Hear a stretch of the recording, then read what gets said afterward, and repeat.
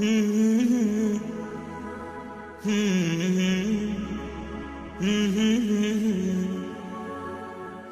la la, la la la la, la la la la, la la la. Bismillah ve salatu ve selamu ala Resulillah. Assalamu alaikum wa rahmatullahi wa barakatuh. Урматтуу мусулман бир туугандар, Ислам Насат каналынын WhatsApp группасына келген суроолорго келиссек, бир тууганыбыз сурап жатат. Assalamu alaikum wa rahmatullahi wa barakatuh. Менин жолдошум Москвада жашыруун үйлөнүп алып, 4 уулун кечтим деп кечип салган. Эми кандай болот? Ва алейкум ассалам wa rahmatullahi wa barakatuh. Сурооңуз түшүнүктүү. Атанын балдарга болгон милдеттери бар. Ал милдеттерди кечтим деген менен кечилип калбайт. Ал милдеттерден баланын тамак ашы, кийим кечеси, турак жайы, ооруп калса дару-дармеги, жалпы эле айтканда анын бардык муктаждыктарын бүтүрүп берүү бул атанын милдети болуп эсептелет, балакатка жеткенге чейин.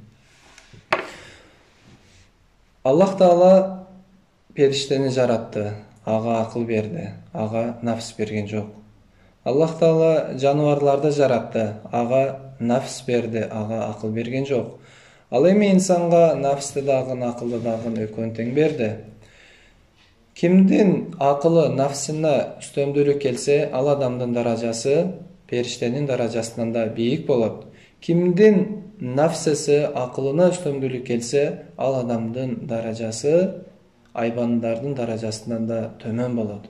Урматтуу бир тууган, нафсты деп өзүңдүн балдарыңды кечип салганың бул туура эмес. Аллах Таала бала менен атанын, эне менен баланын ортосуга мээримдүүлүк, махаббат берген. Ал махаббатты башка жерден таба албайсың. Мына ошончолук кымбат нерсени дагы кечип, өзүңдүн шахватыңды эришип кеткениң бул туура эмес. Сен балдарыңдын эң жакын адамысың. Балдарың сага сүйөнө турган адам. Балдарыңды тирүүлөй жетим кылба. Азыр да кеч эмес. Бир тууган, өзүңдүн аталык милдеттериңди аткар. Балдарыңдын нафакасын бер, бардык муктаждыктарын бүтүрүп бер. Эгерде сенин балдарга болгон өзүңдүн аталык милдетиңди аткара албайт экенсиң, не кыласың? Анда балалуу болуп. Ассаламу алейкум ва рахматуллахи ва баракатух. Менин жолдошум экинчи аял алды. Макул болгон, бирок азыр кыйналып жатам, кетким келет. Балдарым ойлойм, эмне кылсам болот, устаз? Ва алейкум ассалам ва рахматуллахи ва баракатух. Сурооңуз түшүнүктүү бир тууган. Чындыгында инсандын табиятында кызгануу деген нерсе бар. Ошол кызгануунун себебинен кетип калгандык бул туура эмес. Анын үстүнө күйөөңүз эч кандай кыянатчылык деле кылып аткан жери жок. Бир күнөө иш деле кылып аткан жери жок. Ортоңуздордо балдар бар экен. Ал балдардын толук тарбиялуу болуп өсүшүнө атанын дагы жашоодо чоң роль ойнойт. Эгерде сиз ошол кызгануунун себебинен ажырашып кете турган болсоңуз, анда кыяматта жооп бересиз. Анткени бул кызгануунун себебинен ажырашып кетүү бул туура эмес. Негизи эле экинчи аял алуу же болбосо көп аялдуулук динибизде кандай каралган бул? Биздин экинчи аял алуу сүннөт деп таралган. Чындыгында бардыгын эле сүннөт болобу же сүннөт болбойбу? Ушул туурасында келиңиздер кыскача бир айтып өтсөк. Кээ бир адамдарга үйлөнүү сүннөт болот. Кээ бир адамдарга үйлөнүү макрух болот. Үйлөнгөнү жакшы эмес. Кээ бир адамдарга үйлөнүү милдет боло турган адамдар да бар. Негизги экинчи аял алууда негизги шарттар бар. Мына ошол шарттар табылса, анан үйлөнсөң болот. Ал шарттар табылбаса, анда үйлөнгөнүң бул жакшы эмес. Үйлөнгөнүң бул макрух болот. Негизги шарттардан эки шарт бар. Ал адамдын материалдык жагы жарактуу болуш керек. Тактап айтканда, экинчи аялга дагы турак жай, кийим кече, тамак ашыга кудуреттүү болуш керек. Ошолорду аткара алыш керек. Анан адилеттүү болуш керек. Адилеттүүлүк кандай десе, негизги адилеттүүлүк ошол убакыт бөлүшүүдө. Бирөөсүгө 3 күн бөлсө, анда экинчисине дагы 3 күн бөлүш керек. Бирөөсүнө 1 күн бөлсө, экинчисине дагы бир күн бөлүш керек. Тартиптерди өздөрү бөлүштүрүп алса болот. Негизи ошол экинчи аял алгандар, алып аткандар, жашап аткандар, жашыруун албагыла тургандар. Жашырундуктун зыяндыгы көп. Ал мисал айта турган болсок, жашыруун алса ажырашып кетүү жеңил болот. Неге? Анткени эч ким билбейт. Жашыруун алса адилеттүүлүк кыла албайт. Неге десе, биринчи аял менен бир ай жашса, тигиси менен бир жума жашайт, жандан да аз жашайт. Адилеттүүлүк болбойт туган. Мындай адамдарга алгандыгы болбойт. Алсаң, анда ачык ал. Биринчи аялды кантип алган болсоң, экинчисин деле ошентип ал. Экинчи аял деле өзүнүн келиндик милдеттерин аткаргысы келет. Кайны журту менен, кайната кайнанасы менен мамиле кылгысы келет. Ал сени менен көчөдө бир жетелешип жүргүсү келет. Ал өзүнө ушундай ойлоп калбаш керек. Ойноштук кылып атам дегендейчи. Биринчи аялым кандай болсо, экинчиси деле ошондой. Эгерде колуңдан келсе, бир аз той кылып ал, экинчисин деле. Ал эми кандай адамдарга үйлөнүү макрух, үйлөнгөнү жакшы эмес деп айтабыз?